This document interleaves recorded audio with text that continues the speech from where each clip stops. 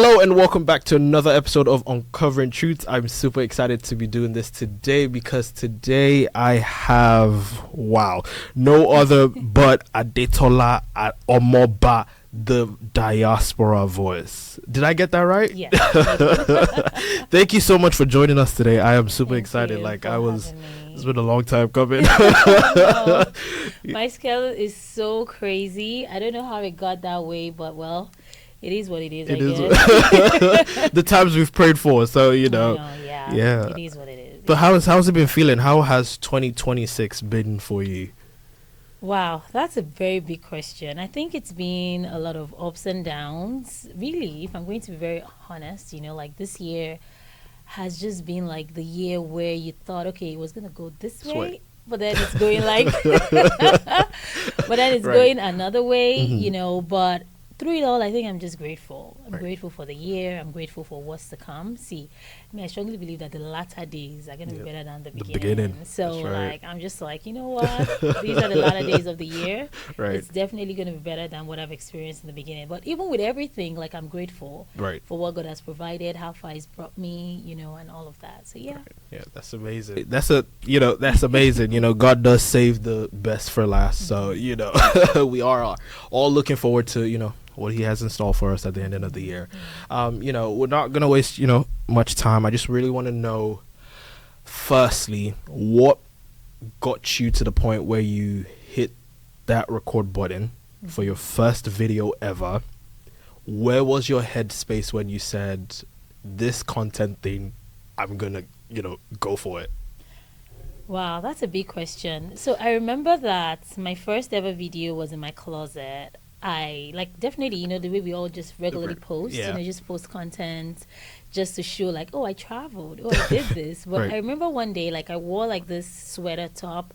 I used to work from home, working in tech, and I posted myself just getting ready for work, showed the perfume I was using, and then the people in the comments hyped me to the kingdom come. My friends and family were like, oh my God, your video is so nice. I was like, hey, tell me. They were like, oh, really enjoyed it. I was like, so this is something. I think then I probably had 1,000 followers. You know how you just have friends and family just following you. I was like, really? You guys think I can do this? They were just commenting. Some even sent me DMs. Wow. I really liked your video. I was like, okay. And I think that was just what made me say, you know what? I think I want to do this. So that's actually where it started from. Right. And so, we have a lot of people who do say to themselves that I want to start content, I want to start creating content. But, I think for a lot more people, sometimes they even struggle with the reverse of what you went through. They start posting this content and it's actually their family members or their friends that are telling them, this is cringe. This is, this is weird. Or they're not having, the people that they know support their content. And so, people either relapse, they stop creating this content and all of that. How are you able to overcome that initial, I don't know, did you ever feel it, that initial, oh my God, what am I doing? Is this cringe? Tola, what are you doing? How are you able to overcome that? I think for me, I did experience the cringe part because the first few videos you post, and if you're a new content creator, let me just tell you, the first few videos you post, they will hype you. Your friends will come to the comment section. But once you now start doing it frequently, they'll not be like, is this girl taking this thing serious? We're just teasing now. We're not serious. They'll now start that support you get in the beginning now it starts to reduce. Will now start to reduce. And that is why I have come to realize that my content is not for my friends and family. It is for a woman in the diaspora that needs someone that needs to have a bestie, that needs to have a sister. It's for someone in the diaspora who feels lonely, who is looking for where to shop, who is looking for what to cook, who is looking for the kind of clothes to wear. That is who my content is for. And until I realized that, my content was just floating, because I kept thinking, my friends are not commenting, my family. No, my content is not for my friends and family. It's for the friends and families that I have gathered online as I've continued, this journey since I started 2 years ago. That's what I'm going to say. So it's for the friends and the family that don't know me, but I've acquired. They see me sometimes in the store and they come and hug me. I'm like, oh wow. Hi. But I actually it actually makes me feel very warm inside to know that someone would see me post something and they appreciate what I'm doing so much that they come and they hug me and say, you know what, you really helped me. Does that put you under any form of pressure where you feel like people now put you on this pedestal that you have to live up to, or a certain way you have to show up now? No. No. Right. I do not think that I'm on any pedestal. I do not think that I'm better than anyone. Right. I constantly say that even the views I get, the engagement I get is all like from God. Right. It is not because I'm better than any other content creator. So I am on no pedestal. Right. I don't go out every day a certain way or expecting anything. I go out like I'm still like a regular person. Right. All I do is just to tell people what I'm doing, and if they want to do it, fine. If they don't want to do it, that's fine too. Right. So I feel like whatever pedestal you think you are on, you're the one who is putting yourself there. I don't think it's anyone who would ever make me feel like there's a certain pedestal. The only difference is now I know that what I do can influence somebody else. Right. That is where I've gotten to know that I know that what I buy, when I buy something and I talk about it, I can influence someone else. Right. When I say I'm eating something and I talk about it, I can influence somebody else to do it. To go eat so it. now I'm more conscious of what I put out there. That's the only thing I'm going to say, because now I know that in a way there is a little influence that I have in terms of letting people know that, okay, this thing is good. Right. So now I'm more careful to check and be sure that the thing that I want to say is good is actually good before I tell people about it, right? So that's where I am now. Like if I'm going to talk to you about a brand, I want to be sure that I'm already using the brand, right? Right. Because now I'm like knowing that, okay, people actually buy what I talk about. People actually do go get the service that I say made my life easy. Right. So now I am more careful, more conscious about what I talk about. That's what I would say. Right, Yeah. right.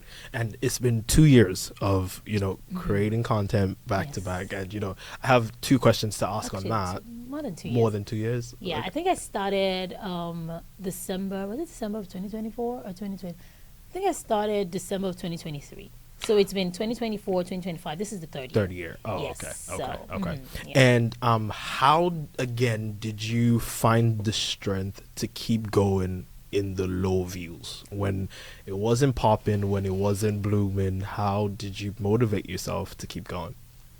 I actually don't think that the low views ends. I actually don't believe that it ever ends. There's still some content that I put out that still gets low views. So that's why I've come to realize that. What does that do to you as a creator? As a creator, it does 2 things. The first thing you're asking yourself is, if you're someone who is a perfectionist, you ask yourself, okay, what can I do better next time? Right. It shouldn't make you feel anyhow, because the same you that got 40,000 views yesterday can come and get 400 views today. So you need to ask yourself, okay, what is the difference between these 2 contents? What did I do? Is it the length? Is it the messaging? For me, that's always the recourse. Like, okay, what did I do? What can I do better? It is never about like maybe me personally, maybe I'm the problem, because that's how you can get yourself into like a grave where you're like, trying to dig yourself out of. No. It is not about what did I do wrong. It is about, okay, I see this content. I actually, think it's nice. I like what I did, but why did people not engage? Now, I can't go to my community and say, why did you not engage? But I can check it to other ones that I did in the same format and see, okay, was it a length problem? Was it a speech problem? Was it an intro problem? Was it a hook problem? Because now we're in the world of hooks now. Was it a hook problem? What really was the issue with this content? And sometimes people just don't want to engage with a particular, maybe it could be an ad, right? Maybe something you're selling. There are people that have like millions of followers, and you see that sometimes they post and it's just like, they just have 50 likes. Right? So it might be an ad. Like, people are just funny. So again, for me, I celebrate my wins. I don't stay Do you take down and post back? No. No, you just leave it? I just leave it. Oh, honestly. wow. I just leave it. Like, I don't have That's time. some courage right there. Because I take down. I take it down. I don't. I've tried trial reels sometimes. Like, I would maybe like leave it there and then repost it as a trial reel. Right. Sometimes it does better and sometimes it's still the same. So again, trial reels just helps me know, okay, was the reel the problem, or was it just like people that follow me just didn't have any liking for that post at that particular time? Right. Okay. And, you've posted about, quitting your 9 to 5 and, going full-time content. What was your conviction, or what point did you get to where you were like, okay, I think I've, done or amassed with the followers or this amount of money that I can say, okay, I can quit my job now and, go and do? start this? Yeah. Okay, that's a great question, because when I wanted to quit my 9 to 5 last year, my husband was like, "No way! Like, I know you're making money from this thing, but Right. ain't no way. Like, babe, you're gonna be bored. What are you gonna be doing with your time, right?" Right. And that was like, So it wasn't about the money. it was. I was making money from content. I wanted to do a lot of other things with my content, right? Things I'm yet to bring out. I'm working on in the back. I might not want to share it yet until it comes out. But I had so many other things, and I felt like my 9 to 5 was restricting me from doing all of those ideas, businesses that I wanted to start. Right. And I knew that for me to actually be able to launch out, I needed to, be free of. Right. Because so I think giving a little background of how I started would help. So I started off in Nigeria as a journalist. That has always been my passion, right? Interesting. I started off as a journalist. I was, working with at the radio first, got to TV, reading the news, and doing all of that, covering the news and all of that. And then I came to the US and I couldn't get a journalism role. So I was like, okay, I can't get a journalism role. I know I don't want to do nursing. What do I want to do? So I went into tech. I took a 3-month course, put my resume together, and I got a very good job. And I started working in tech and, doing 9 to 5. I was working in support, which meant, and I was, I am a senior ETL developer. Anyone who knows ETL knows that, it is time consuming. Right. You have to analyze mappings. You have to understand SQL queries. Oh, wow. I knew all of it. I can still do it, right? Because I learned it and I became very good at it, that I grew from, a young developer to a senior developer. But I was not happy. And I was always very anxious because I was working in support, which meant you don't know what is going to break today. You don't know what process. And I was working in healthcare. So I could get to work and they're like, oh, collections did not get their letters yesterday. What happened? So I need to sit down and go analyze a bunch of mappings to see why didn't they get the letters. So it wasn't like I could just say, oh, they didn't get the letters. So you have to do analysis. Right. And analysis meant you have to sit down. So it was a lot for me. Right. A mom, a full-time content creator, doing that job. While it was paying me, I wasn't fulfilled. Right. So I knew I needed to leave. Now, I wanted to also do content and make money from it, right? Which was what I, said, okay, let me leave.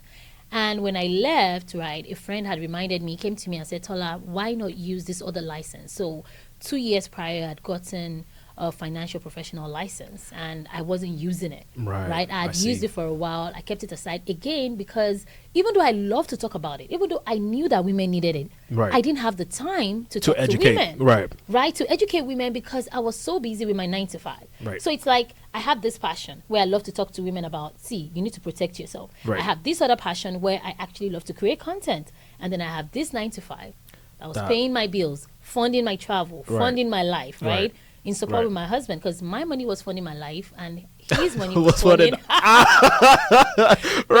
like to say that I'm joking. Like we put our money together. So we're one finance family. But I'm just trying to say, like, I knew that I had to give something up. Right. And when I gave my job up, I was really scared. I was like, oh my God, what's gonna happen? And then when I started talking to women, I was making commissions on the side, and I'm like, okay, this is something that I can actually do. And I can even teach other women, because I can't talk to all the women in America. Right? But I can teach other people how to talk to women and also become financial professionals so we can all get ourselves protected. That's right. Right? And get something and start saving for our retirement, start saving for our children's colleges. Right. I've met a lot of women in their 40s, in their 50s who have children going to college now. They have no idea how to pay for their kids' college. So I feel like, how like your life starts off and you're like, oh, I just want to do this. Right. But then every day God is just like, Tola, they are assignments. So I'm at the point where I know that even now talking to women about their finances is more like an assignment for me. Right. It's fulfilling. Like find purpose when in I that. see a woman who gets on a call with me, we talk about like, okay, what are you doing with your finances? How can you, do this? And then she leaves that call and she makes a decision about what she wants to do. Right. I feel so fulfilled. Oh wow. Yeah. Oh wow. But so to a content creator listening to this who is also building a community and wondering, okay, when would it make sense to quit? my 9 to 5 Don't quit. because that's a a debate or a conversation that a lot of people are having online these days, because you hear nurses making high six figures, saying they quit that to become a full content creator, and people are saying that's not a very good decision. Some people are saying so it's like, to that creator, what would you say to that creator listening to you, also in that stage where I'm like, do I quit, do I keep doing this? What would you say to that person? I would say that I wouldn't say don't quit, but if you do quit, I would say find something else to do outside of creating content. Like for me, I would like to go back into journalism. Like I would like to, continue telling stories, covering events and doing stuff. Like I think about it a lot, how to start my own blog, to start doing. I know, like, people say, oh, but you're already blogging, like you're already, or vlogging. Now. You're already vlogging. But when I say like real, like actually have like a page where I talk about issues that are happening, like serious news issues that are happening, give my own opinion. It's something I'm looking to start, even on like YouTube and stuff, like do something else. Right. You can't depend. So you have to become a brand yourself. You can't depend on other brands to keep paying you. You need to create a brand by yourself where you would also be making money with your own brand. Right. Create a digital product or create your own product that you're going to sell. Right. You need to have something. I have, like I said, I'm working on something where I'm going to also start selling my own products, because I can't keep helping people sell their own products. I also have to sell mine. I love, helping small businesses. I do, so again, people come to me and say, oh, Tala, help me sell my business, right? I want to create, I want to sell this thing. I have a rate card. I would give you my rate card. I say, okay, maybe I see that, okay, this is a business where you're actually making money, you're doing this, and if I actually do this ad for you, I know that you'll get a return on that investment that you're making in me. I would give you my rate card, and I would do that for you. But then you have a small business. You just started. Maybe like you're starting a perfume business, or like an earrings business, or a cake business or something. And I know that, okay, this business is just starting. I've done ads for people for free. Well, I just tell them, bring the product. I'll do it for you. A small business. I want you to, grow. I do that as well. But then again, it's, am I being led to do that? Or, so for me, again, it is, what is God telling me to do? So it's not just that, oh, you just come to my DMs and say, oh, Tola, please help me. But then maybe I'm like, okay, let me think about it, or let me pray about it, and I don't get the ease in my spirit to do it. I don't do it. Right? But when I do get that ease, oh yes, I'll make a video for you, and do that. Right. Again, people don't understand that the content that I create, I have a team.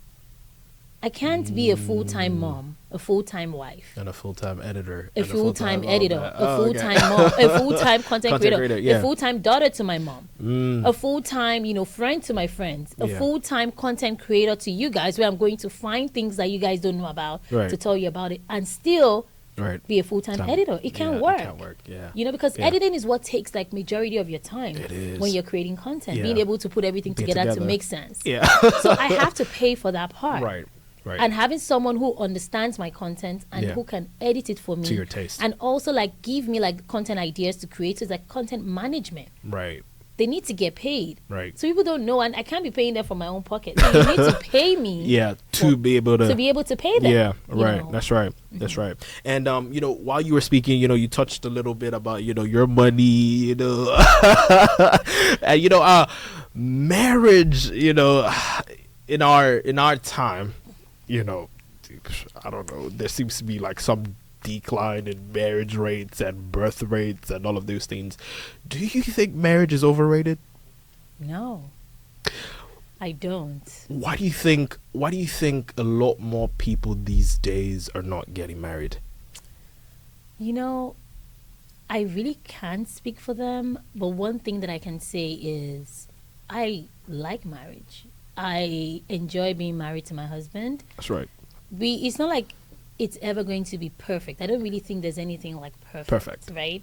There's always issues. There'll be, but there is just something about companionship. Right. Right? Having someone else to do life with, to raise your kids with, that I'm grateful for. Right. Now, to those who choose not to get married and they have their reasons, that's fine. Right. And to those who want to and are seeking a spouse, I pray that it gets one. Right.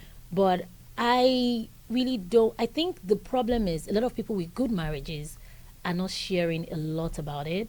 So people are no longer seeing good marriages online. What people are seeing, the bad ones are louder. Yes, the bad ones are louder. Yeah. You know, and that can make someone who's young say, you know what, I don't want to get into this thing. If people are coming online to talk about how like marriage is crazy and all of that. But the thing is, another reason why those with good marriages too are not sharing is sometimes people just want to protect what they have. Because they're like, before somebody with bad will call so the man is good, Right, he's giving you money, let me go. You know, so I feel like it's just our society. It is. Right? Like there's just so much. I was online yesterday and I saw this post that this lady posted about her help was sending her husband messages and telling him that she loves him and that, you know, she would like to date. So help, the woman's help was sending messages to our guy. And the guy then calls the help and was like, you know, put the help on the phone. And then the wife was recording it and then she put it out there. And people were now commenting in the comment section that the man only said no because the help is not spec time. And you see, that's what I'm talking about. Like, our society has gotten to the point that those that even want to share the good parts of their marriages are scared. Because when you do share it, people will be like, it's a lie, it's just pretending. Like, it's and you know, for those of us who are still brave enough to share some parts of it, right? Like, I always say that my content is not fully about my family. That's why I don't come out to like share everything about my content. You won't see my family. I'm not a family content creator in terms of like, oh, let me share, okay, today this is what we are eating for dinner, this is what we are doing. I can share it once in a while, but I also want to protect my kids. I also want to protect my marriage. I also want to, you know, I don't want people to know the school my kids are going to if they don't need to. I don't want them to like have unnecessary information that they shouldn't have. So, and also my kids are growing and sometimes they just don't want to create content. That's right. And you can force them, right? So you have to respect their privacy as well. Too, So it's just a lot of things that goes into, if you're not a family content creator where you've conditioned your kids to say, you know what, we gotta perform. This is we gotta the do it. only way. The camera is coming on. Let's act. Because when I record, my kids are not acting. Right? I'm showing you people exactly what they're doing every day. So for me, it's tough to make my content about like my family or my marriage. Because there are times where my husband is just annoying me. But I know that when he's done annoying me, we'll still come back and still love on each other again. So, and I don't want to come online when he's annoying me and then post or when he's not. So it's just like, let me just continue to tell people where I shop. Let's just be happy with that. But your expectation of marriage before going into it, did that somewhat meet your reality of what, you know, you're meeting right now, or what you're, you know? Do you want the truth? My expectation of marriage was meals and bones. I feel like that was where I got what the kind of marriage in fact, I used to think that me and my husband would go on horse rides, you know. Like, I was telling someone recently, so I grew up with my mom's older sister and her husband. I didn't grow up with my mom. I've said it on, you know, my page a couple of times. And while growing up, I used to see my auntie and my uncle, I used to call them mommy and daddy, like they were very affectionate towards each other.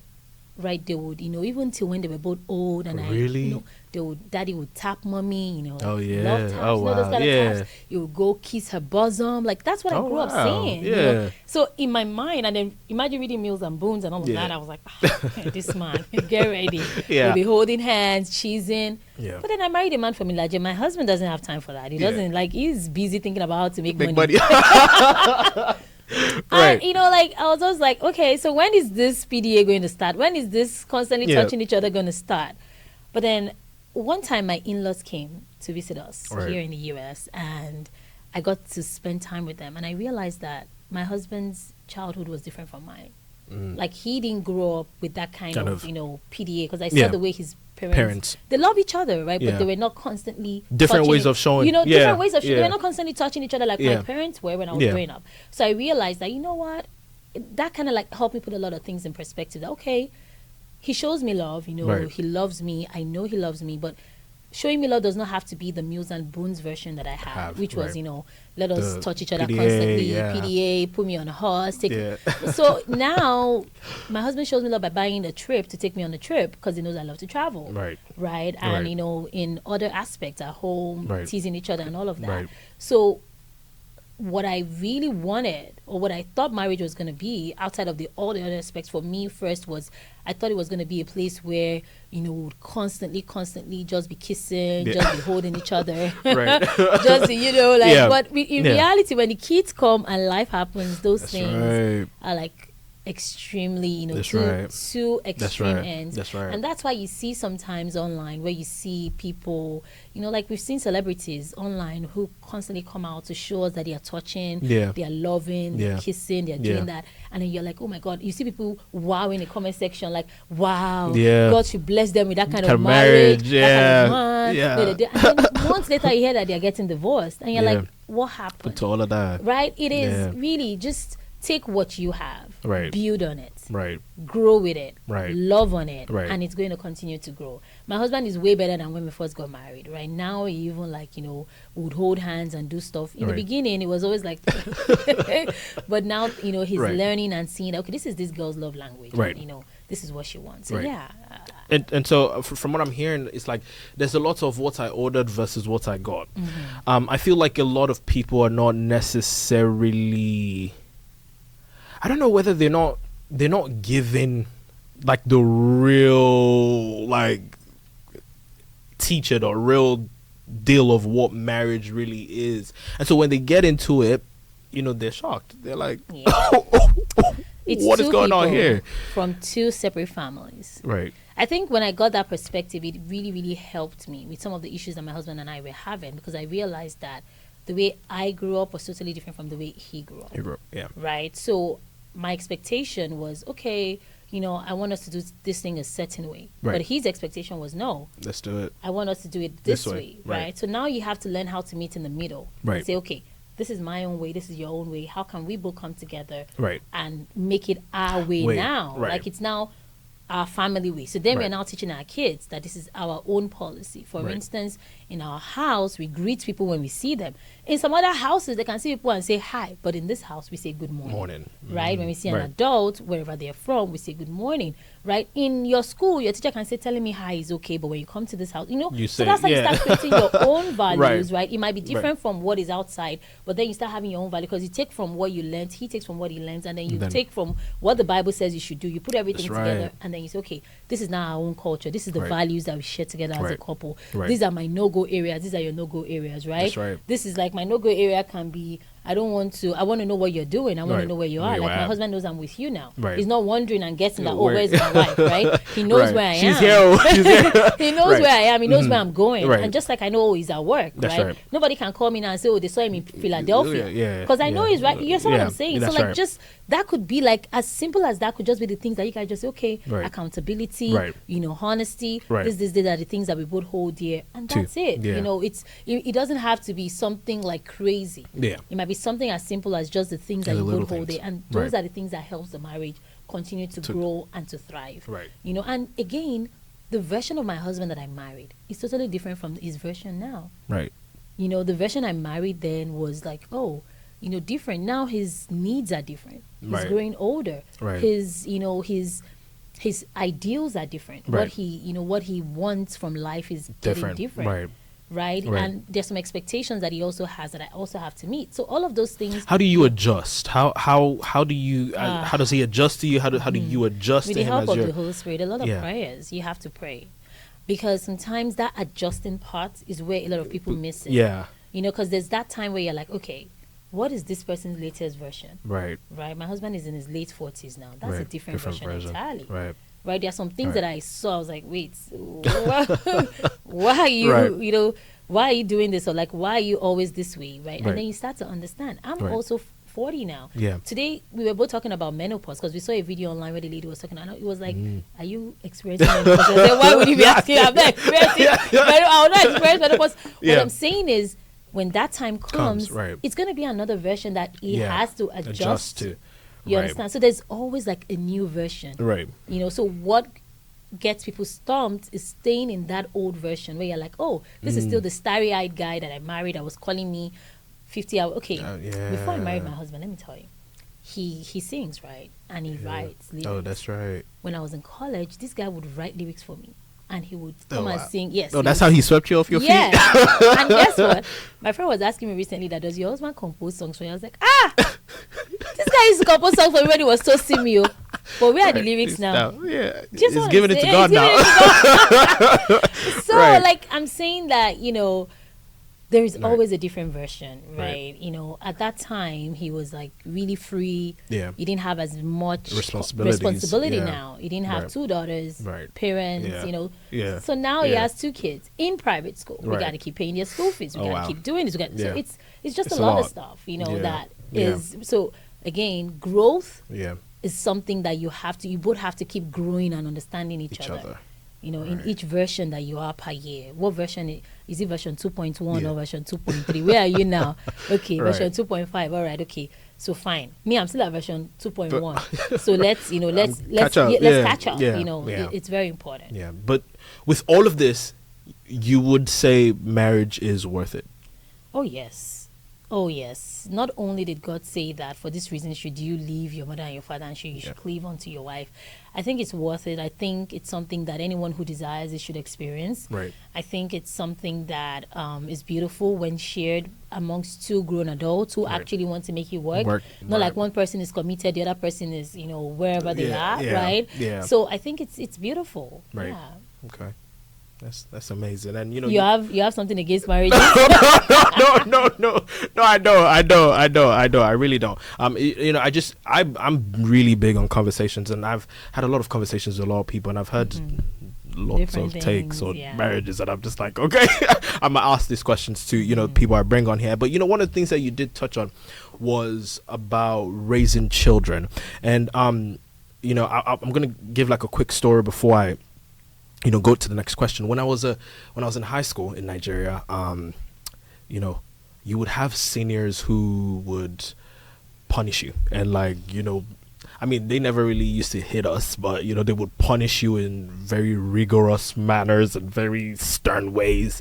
And you know, I remember my classmates and I would always tell ourselves, like, we cannot wait to become seniors too, so that, you know, we ourselves too could one day punish our juniors, you know, yell at our juniors and all those things. And fast forward, I became a prefect and I became a senior. And, you know, I just realized, like, if I punished the junior, like, I couldn't even stand seeing the junior, you know, feel pain. And so I would either just tell them to stand up immediately or I'll just walk away so I'm not seeing it. But it really just dawned on me that I was becoming the monster that I did not like.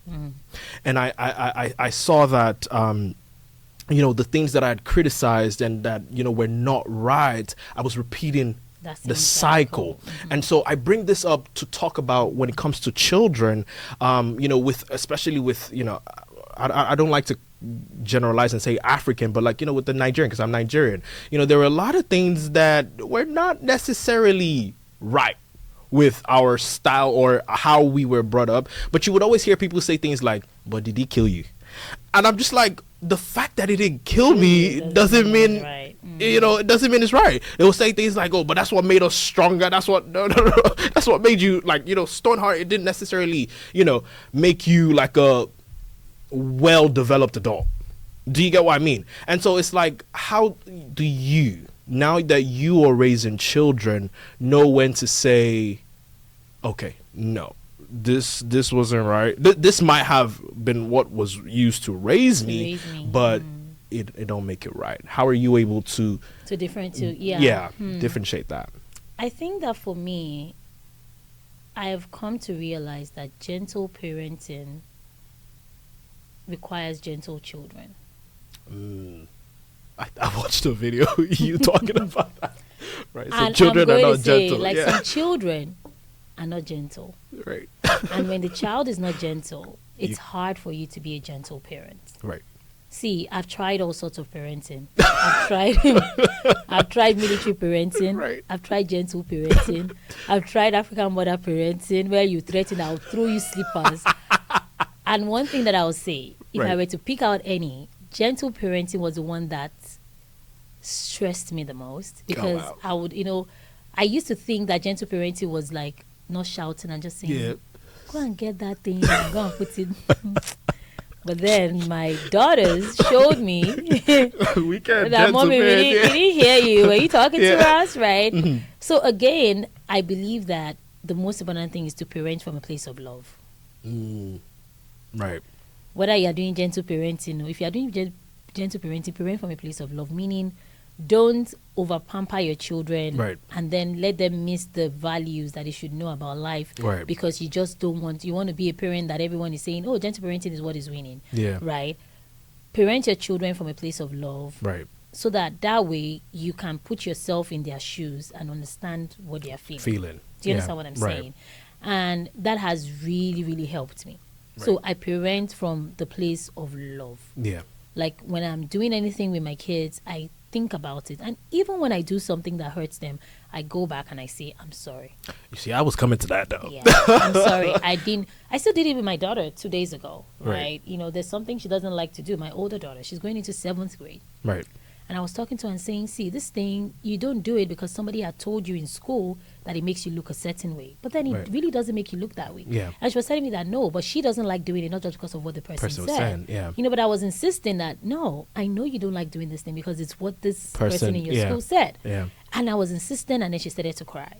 I was like, wipe your tears, don't cry. But then when I went to bed that night, I felt convicted. I was like, oh, Yeah. she might actually have been convinced in her mind that, she don't like it. I just don't like this thing. Why were you trying to convince her that it was because someone else said it? What if it was her own, personal, So in the morning when she woke up and came to greet me in the morning, I called her and I was like, I'm sorry about yesterday. Right. I know that I hurt your feelings when I kept on insisting that it was what this person said. And then I now reinforced for her, like, I'm very sorry.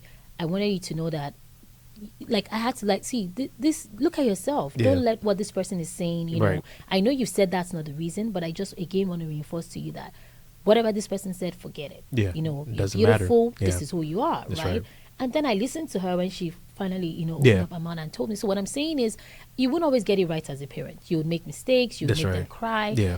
At that particular point, you may not see it. But if you're someone who is in tune with your spirit, who serves God, Right. there's a way the Holy Spirit will convict you and tell you that thing you did was wrong.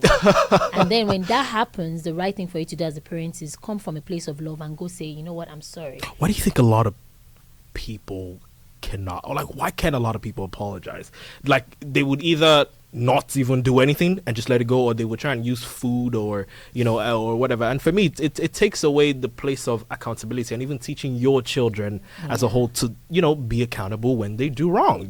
Why do you think a lot of African or Nigerian parents, like these days, I've had to, to teach my mom that, we gotta learn how to apologize to each other, I know, why, did it have to get to a point where I had to teach her that? Like, now she's way, way, way better, but it's like the normal thing for an African parent is not to apologize to their child. Why do you think that is? I think it's because of the way we were all raised. My mom was raised not to, I don't think her mom apologized to her, right? Right.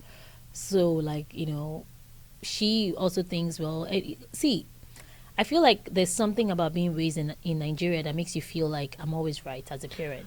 Woo! Right? Like, Talk you about just it. always feel like, oh, I know what's Talk best. about it. Yeah, right? yeah. I know what's best. Just like the scenario of my daughter I gave. I could have still kept thinking, you know what? I know what's right. I know. But what if truly and really she's just convinced by what she said and it's not really what the person told her, right? Yeah. So again, like, it's just a slippery slope. Yeah. You understand what I'm saying? And I think that apologizing is a personal conviction that you have to get as a parent to know that, you know what, I'm not God. Yeah. And if somebody had done this to me or said this to me and I felt bad, I would also want the person to apologize, right? Even in marriages, apologizing can be tough, right? Yeah. There are people who are married that their spouse has never told them, I'm sorry. Either from a man or to a woman or a woman to a man, right? There are people in situations like that. So again, I feel like it's a personal conviction. The person needs to come to that realization that, even as a parent, I am not always right. Right? Like sometimes, let's take the case of I told you so. Right? Maybe like you told your child to do something and like, oh, mommy, we can't do this thing because of this. And like, no, I want you to do it. And then they try. And that what they really said, really happens. My kids will be like, told you so, Mom, right? So like what I'm saying is that's the same way it is like with an African parent. Even sometimes when they see that what they've done has hurt you, maybe because in that particular instant, they feel like, hey, that thing I told you has finally happened. Yep. Right? That's where that struggle comes, because it's a case of, I told you, but you didn't listen. That's why it's happening to you. So they don't care about the way they said it. They don't care that the way they said hurt you. Yeah. It's just the fact that they were right. That they were right, yeah. You know, so sometimes it's that. Yeah. Right? My mom and I have had to have, because I didn't grow up with my mom. And when she came to live with me in the US was the first time that my mom and I ever lived together. Right, like when she came to help me when I had my first daughter, and she came to help me, was the first time that I ever had to live with my mom. Right. And I remember that it was then that I realized that, wait, I don't really know a lot about this woman. So I had to learn my mom. Right, I had to understand what makes her tick, what does she like, what doesn't she like, you understand, you know, and that's when we now started building that relationship. So like, I feel like for me,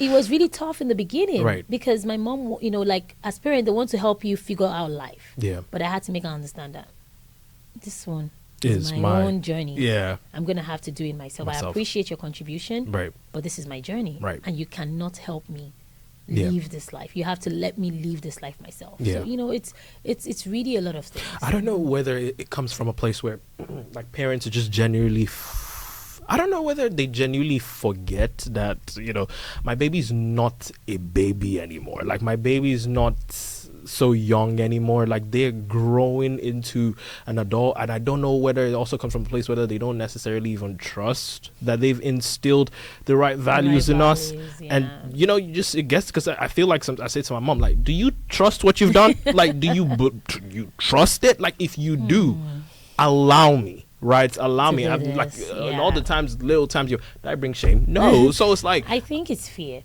Right, fear of what? Fear of their friends judging them. Talk about it. Talk about it.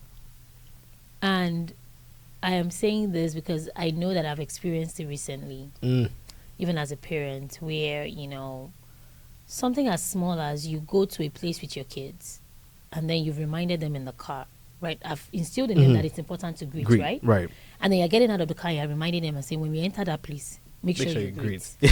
You're getting to the door, if they don't have camera, you're reminding them again that don't forget to greet. Yeah. And you would literally walk into that house, and those kids would just forget like, to greet. You know. And it's not like they are not well brought up. Yeah. They know it is important to greet. But what I'm realizing with children is that sometimes maybe like there's an euphoria going on around them. Maybe you walk into a place, everyone is excited to see you, like, oh my God. Da, da, da. And then they're just like looking. And in your mind, you're still thinking, oh my God, this child is going to embarrass me. They're not going to greet. Parents need to get off that high horse of embarrassment and fear. Yeah. You need to allow your children get to that moment where they remember what you told them in the car. That's right. And then get to that point. And I've seen my kids do it, where we'll get into the place, there's a lot of euphoria, there's a lot of shouting, excitement, and then they're looking, they're not doing anything. And in my mind, I'm already like, oh my God, this children. And then like, once everything dies down, you see my children go meet the host or the people we went to see and say, good afternoon, ma. Right. Good afternoon, sir. And in my mind, I'm like, oh, okay. I didn't have to remind them. Yeah. Do you understand what I'm saying? Were just waiting. So again, what happens with most parents is once you enter that place, even in the midst of all the noise and they don't greet, the first thing you want to do is, are you not going to... Yeah, and that's really embarrassing. Like, they don't get it. Right? So I am learning now to give them that little moment of, I've told you already, I've reminded you. Right. Even though I don't even remind them again, because I'm like, guys, you guys are 11 and 9, I shouldn't remind you to greet. Like, you should know how. But I'm just giving that example because it's so simple. Right. It's so small, but I've seen parents over and over embarrass their children. Yep. Even the person you go and see will say, if you want, they're fine. You know, they just greeted me. Yeah. Say, no, they didn't kneel down. No, stand. You know, we love to embarrass our children, but we need to start pulling back a little. Ooh, give them the values, teach them, tell them, remind them, and then watch them do it. Yeah. I know my children now know my Nigerian mother eye. Once I look at them in a certain way, they know that. The look. Yeah. My younger one say, "Mom, is your eye okay?" You know, but it's just give yourself grace and let them make those mistakes. Yeah. On the way home, you can tell them you didn't remember to greet. Remember, I've told you. Right. Like, just, you know, it's tough. I know it's fear. Yeah. And the truth is that you come to my house, your children don't greet me. It doesn't mean I'm going to think that they are bad children. Because I also have my own. So, like, give yourself grace. Don't think that the people that you went to see will say, these people, you know, and I'm just using, there are so many other things, right? Yeah. But this particular one is something that a lot of African parents struggle with, and they do a lot. Yeah. Telling their children to kneel down, prostrate. Yeah. Let's be calming down. Yeah, let's be calming down. And one of the major things that I also see, like, and I was having a conversation with a friend of mine recently. We're talking about Nigeria and all of those things, and I was saying to him, like, bro, the problem with Nigeria is not necessarily the government; it starts from the home. I find that as parents, I don't know, again, whether I'm not a parent, so I don't know, but it's like, are you guys afraid to be asked difficult questions? And I'm gonna get to why I asked that, in the sense that with our African or Nigerian, we believe certain things, and it's like, why do you like? The other day, this week I was asking my mom, why is it a taboo to give you something with my left hand? Why is that rude? And I still don't know the answer to that one. Do you get what I mean? And it's like, these are things that we have, I don't think I ever told my kids about that one. Like, you can't give me something with your left hand. I'm like, why is that wrong, though? To give you something with, like, why is that a taboo? And it's like, we find that in the home, you can't ask your parents questions. Whatever they even say, there's a saying I saw today on social media. That's real with the children of these days. Do you get it? Like, it's like obey before command, or obey before complain, or I don't know how the saying goes. And it's like, in the home, you can't ask questions. You go to school, it's what your teacher says to you, have to do it that way. You go to church, you can't question your leader, you can't question your pastor. And that's the reason why the government, you can't question your authority, you can't question government. The government will tell you that snake swallowed money, and you just go with it because you can't question these people. What is the deal with authority in Nigeria and not being able to hold them accountable or ask questions? And how do you think we could walk around that? I think that, especially with this Gen Z generation, is it Gen Z? Yeah, or that's what? me. That's me. That's like, my generation. My first daughter is Gen Z. My second daughter is Gen X. So with this Gen Z generation now, right, you really can't say, don't ask questions. They will ask you the tough questions. Yeah. And if you're not ready to give them the tough answers, they will go get it from outsiders. And those ones will not tell them the right thing. Yeah. So you have to be the first one that will answer. Yeah. I remember the first tough question my daughter asked me. Let me tell you this question. It was, Mom, if I have dad's DNA and your DNA, and I came out of your tummy, how did I get dad's DNA? That was my first tough question as a parent. Oh, wow. If I'm made of, so they taught them DNA in school. Yeah. And she came home and said, if I'm made of you and daddy's DNA, right, and you're the one that gave birth to me, I came from your tummy. How did I get dad's DNA? Yeah. She was maybe in 3rd grade or 4th grade. Oh, wow. And I'm like, how am I going to answer this question? And at the time, I hadn't started like my parenting journey where I talked to other parents about, these American kids, these kids that were raised in the diaspora, I hadn't started that journey. But guess what? Yeah. Let me tell you. When my daughter asked me that question, it got me thinking, and I realized that, we have to be the first ones to start educating our kids about all of these things, talking to them about sex, talking to them about the things that they need to know. Yeah. And then I started talking to her. I was like, okay, sex is this, is that. Yeah. And guess what? One day she came home and she was telling me that, a girl in her 4th grade was telling everyone about sex, and most people didn't know what it was. And she was like, it's when a man and a woman, like the same explicit content. Oh, wow. And I was like, okay, where did she hear that? She was like, her mom taught her. And then she came to school to download it. Now, again, when I taught my daughter, I was like, don't tell anyone. But then this parent, they remember to tell her child that this is an education that I'm giving you. What I'm saying is, if I hadn't educated my daughter, she would have taken that, and she would have come back to come and compare notes to me to say, Mommy, you didn't give me this part, you didn't tell me this part. Yeah. So again, as parents, we cannot tell our kids to be quiet. Can't. Because once we do that, the society is going to teach them. Yeah. And that lesson is going to go with them. Yep. It's just the same way we grew up. I'd never learned about anything about a man and a woman from my parents. I learned it from books. I learned it from the streets. I learned it from friends, right? Yeah. So I made up my mind that I didn't want my kids, something as small as even before you start your period. I tell parents, start talking to your kids from like age 6, especially girls, about puberty. Boys, you talk to them about the changes that they were experiencing in their body. Right. You have, some people say they talk to their kids from the age of 2. That's fine. I recommend from the age of 6 because that is when, especially now, like some kids right now in America are starting their periods from the age of 8. So you have to start talking to them because now what they're eating and stuff like that is making their bodies change faster. Quicker. Yeah. So you need to start having those conversations around the age of 6. Start talking to them. And if you want to do it earlier, that's fine. Yeah. But my reason is by the time they're 6, it's easy for you to explain some certain things to them and then they can grasp it and understand, right? Sex, some people say they talk to their children from the age of 2, 4. I recommend from the age of 7. 7, 8, Yeah. start having those conversations with your kids, even from the age of 6. Start telling them, this is what sex is. Whatever ways you want to use the bees method, whatever ways you want to use, that's fine. But just make sure you have that conversation with them, so that when they ever go anywhere and anyone is having that conversation with them, they already know that my parent already educated me on this. I always want to be the first person to educate my kids about anything, right? So that they get the most authentic version from me, before somebody else tells them. Even about friends, I talk to my children about friendship all the time. Right. This friend, this is what if someone does this thing to you, this is what it is. Be careful. Know that this person probably doesn't like you. Yeah. They will argue with you even as you're telling them. But mommy, no, this person did it to me and I know she likes me. You have to be careful. It's annoying because we're like, but but then you're like, right. I know. Yeah. But honestly, if someone really likes you, they won't treat you that way. Right. I have friends, they don't treat me that way. Right. Because I know that. And when somebody treats me that way, I break off that friendship. Right. Because that means that person doesn't. So those conversations, they need to be had. Right. Oh wow. Yeah. And it's like, again, I wonder, because I got to that point again with, when I finally became a senior, where it's like I want it to be different. Why do you think a lot of people don't get to the point where they say, this was done to me, I don't like it, I'm not going to repeat it? Why do you think a lot more people just go with the flow of the cycle? Because they think it's a system that works. They think it's the discipline that made them who they are.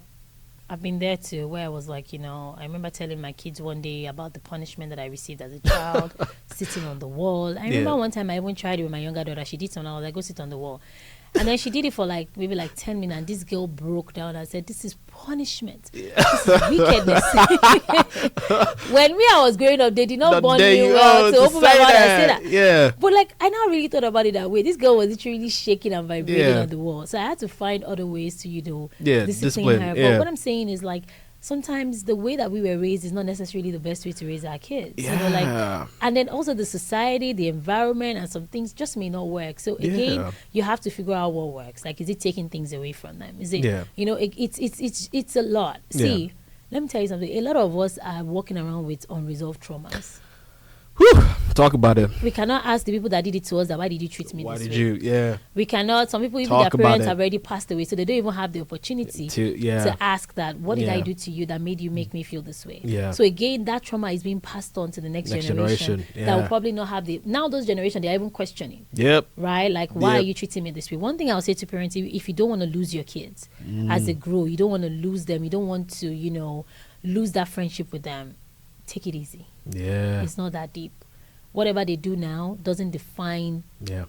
If what I did as a child were to define who I am now, right. My siblings my cousins, they would tell you that I was very stubborn as a child. I didn't want to listen. If I remember one time they told me that you're not allowed to go out, I jumped the fence and I went out. So my kids should know what this video. But so I'm saying if those things had defined me, I wonder where I would have been. Right. So again, childhood doesn't, I tell my kids, your grade right now doesn't define you. Right. I used to, I remember when I was so pressed on, you have to get it. Now I'm like, you know what? Just do your best. Yeah. I don't know where my report card of when I was in 5th grade is or 6th grade. Yeah. Just do your best. Put in your best. Study. Yeah. Do what you can do. Put in the work. Yeah. For instance, my daughter, I wanted her to play volleyball so bad. It was my own desire. Yeah. She was doing it. She enjoyed it. But we're gonna come to that, but go ahead. She enjoyed it, but she wasn't pressed on it. Yeah. I couldn't see. There's a passion that you see in a child that really wants to play do sports. something. Yeah.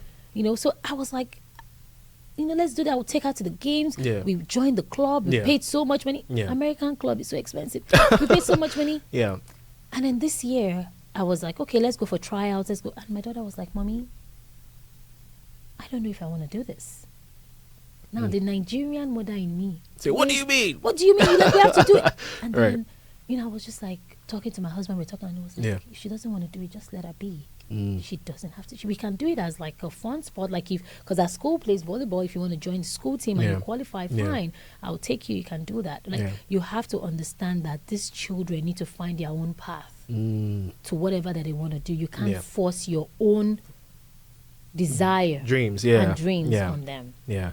I was going to talk about that. How do you as parents truly just let your child blossom in whatever they choose to do, like whether or not it has anything to do with you, or whether it has to do with your own path for how you've maybe, I wanted you to be a lawyer, I wanted you to be this, and they say no, I want to be an artist, so I want to be this, I want to be that. How do you let go? Because I know it could be hard.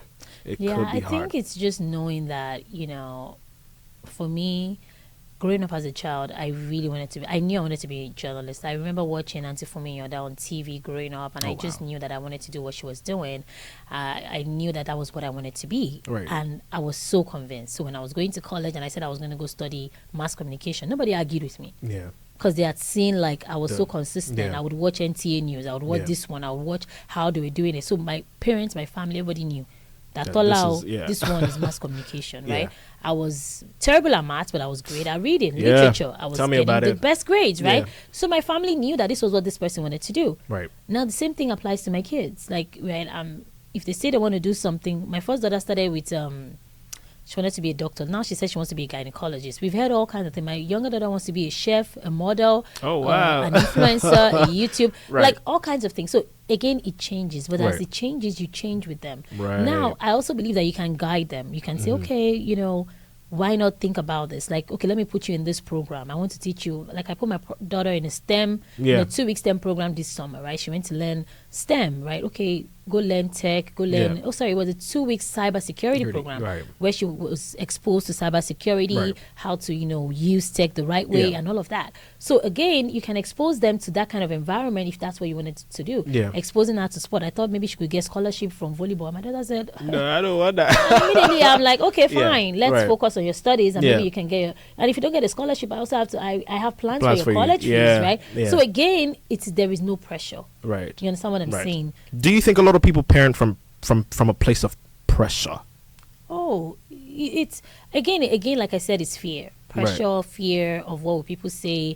I don't want my kids to end up bad. People are going to judge me.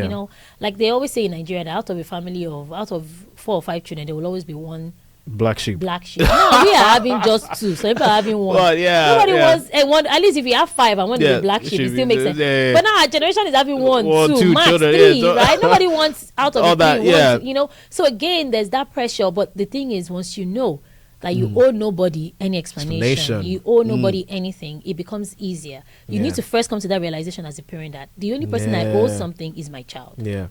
How I raise them. It depends on if they will be going to do therapy when they grow up or not, how I raise them. So again, the person you owe a responsibility to is your child, not your friends, not your family members that will come and judge you. Woo! Please talk about it. Talk about it. That will come and judge you that, your child.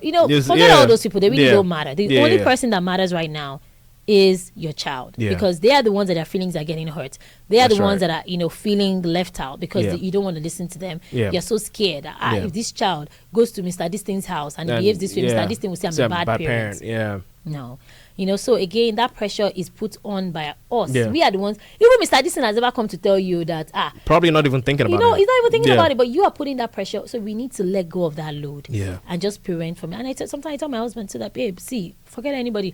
Because again, men really feel that pressure even more than women. Really? Right? Oh yes, men feel that pressure because again, like a man is thinking, "Oh, I don't want these children to spoil." Like, oh, go on, ask men. They have that thing. I don't want these children to spoil. So you need to always just know that no, it is not your work. It is you handing them over to God. God, you gave me these children as a gift. They're not going to spoil. They're not going to get destroyed. They will get better as they grow. So do your own part.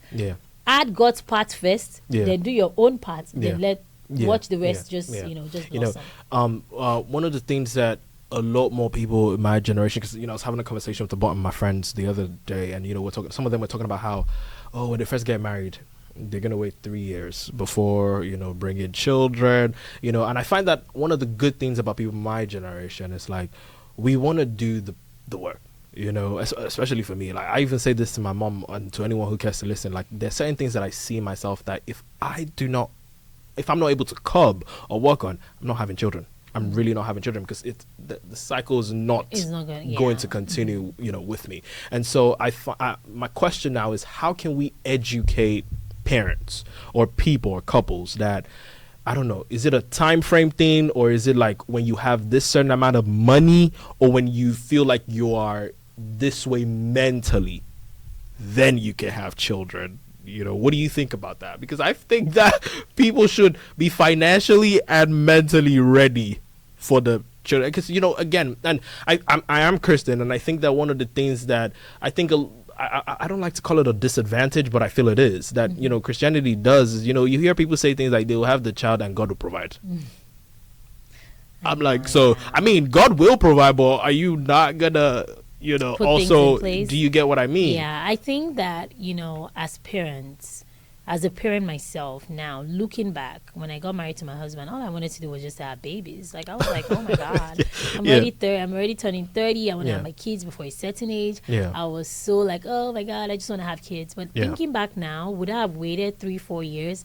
I honestly don't know. Because at the time, our situation was different. He was living here. I was still in Nigeria. So it was like I was just coming to visit and I wanted to get pregnant. So again, it all depends on your situation. But I also believe that nobody should be bringing kids into the world that they cannot afford. You should, because kids are expensive. That's right? In whatever way, kids are expensive. But if it does happen, again, I'm a Christian and I know God will provide. Yes, but for me, like, you see, sometimes people will come to you asking for help. They have 4 kids, they can pay school fees and all of that. I'm like, where's the family planning? Yeah, it's a lot. But then again, I really find it hard to judge, because sometimes even these kids can just come without you planning it, right? So again, get family planning. Even me, that I'm still like doing well, I have family planning because I know I have 20 children, right? So so again, it is to answer your question, I would say, it for you guys that are coming, I would say definitely, trust God first that He would provide for you. Because again, you can say you wait 3 years and you still have not put anything away.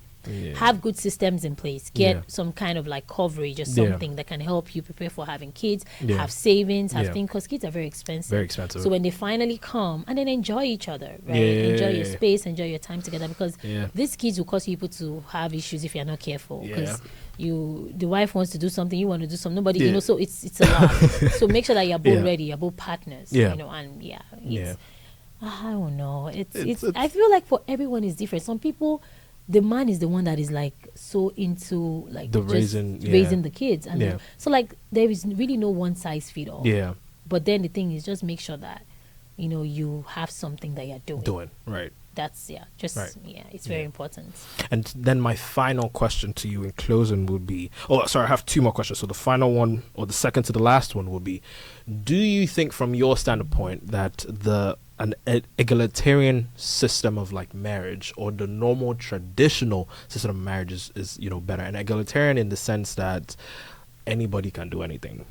It doesn't matter. Like, anyone can do anything in the sense that you don't necessarily have to, the man doesn't necessarily have to be the sole provider. Like, when I said anyone can do anything, I meant in terms of roles. Like, there's no gender roles where like this is like specific to the woman and this is specific to the man. With egalitarian, it's partnership. You're slacking, I pick it up. But with traditional, it's like, okay, this is your role, this is mine. You do yours, I'll do mine. And which do you think should be more encouraged as Christians?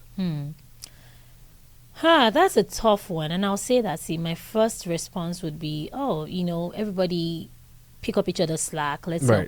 That's my response. That's what, I've seen. That's actually what's happening, especially for those of us that are living in the Western world, right? Because you both need each other. You can't raise the kids yourself. You can't be the only one. That's where you see women burning out, right?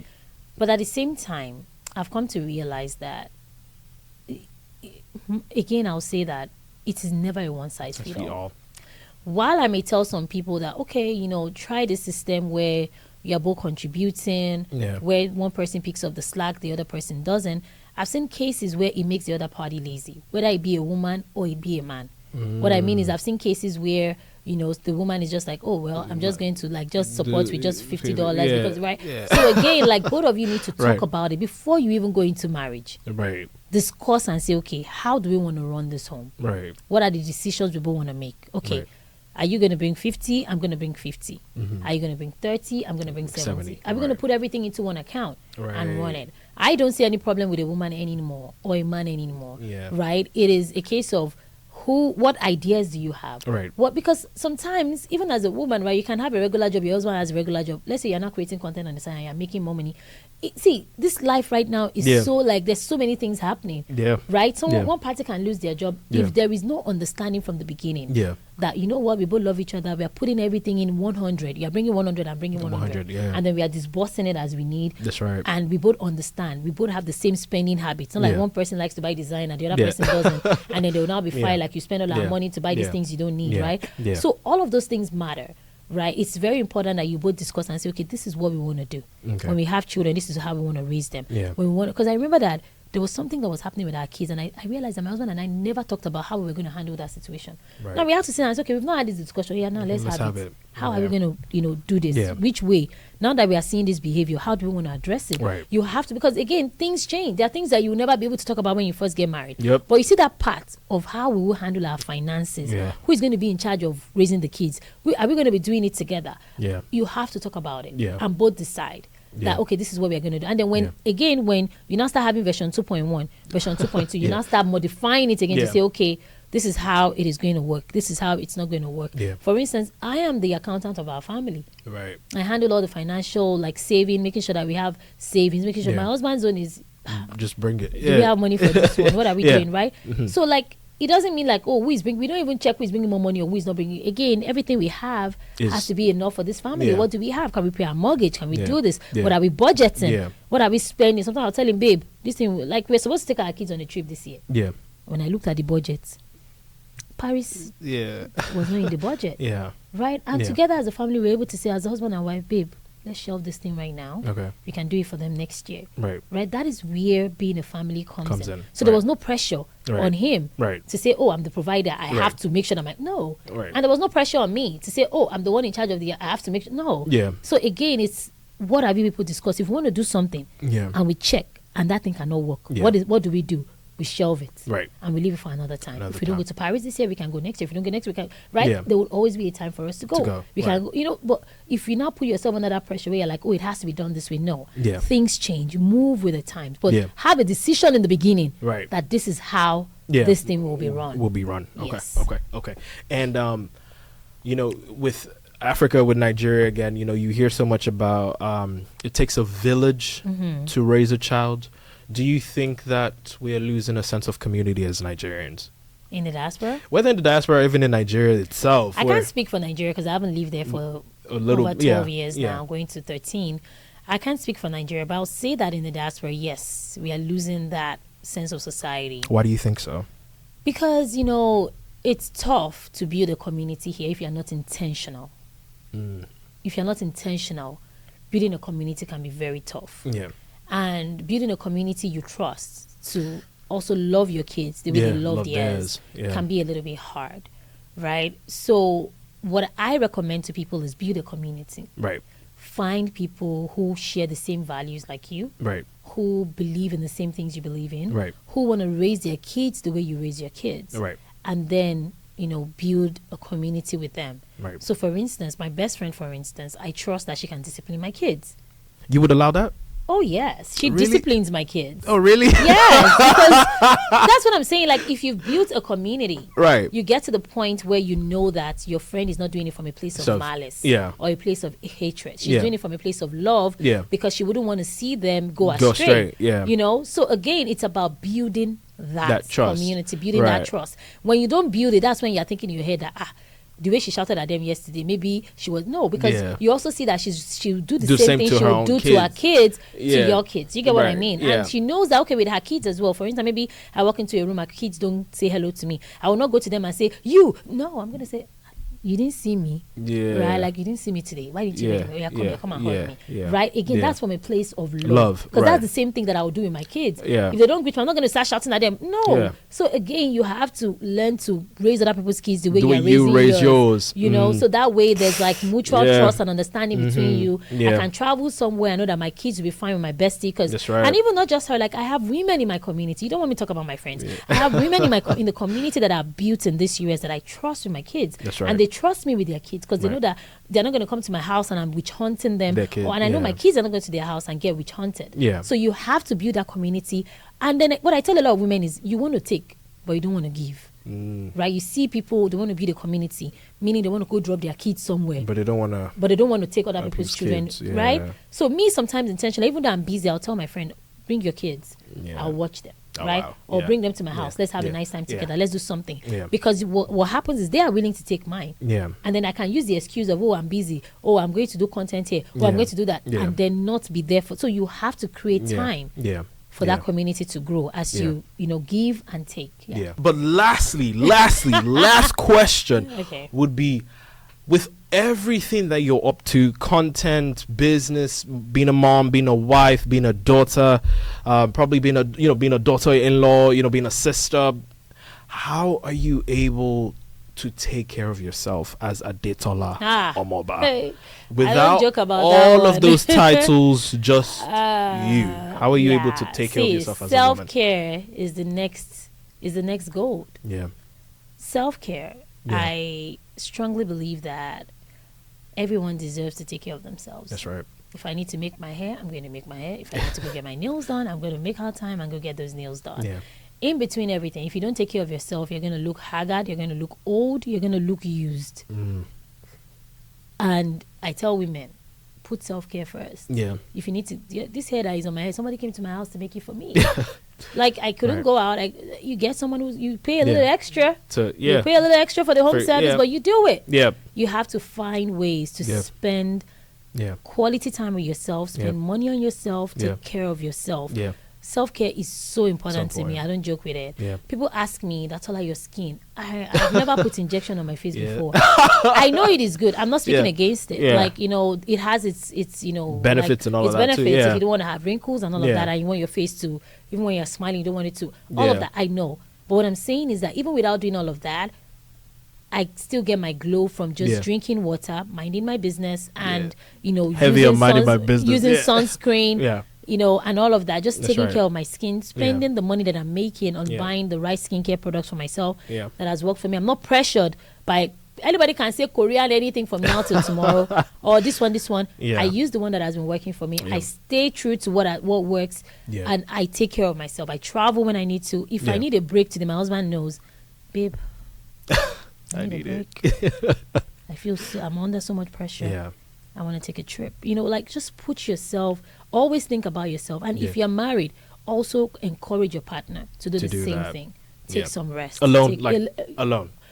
If you both believe in that, yes. If you both believe, some people don't believe in it, and that's fine. Like, let's go together. There are people who never travel alone. I've traveled alone. My husband has traveled alone, right? But I can't impose or enforce anything. It depends on whatever you would agree on, whatever works for your marriage. If you don't know, like, some people don't like to travel solo. Some people, so, like, if what works is that you both go together, at least go together and enjoy. If you leave the kids at home, that one is important.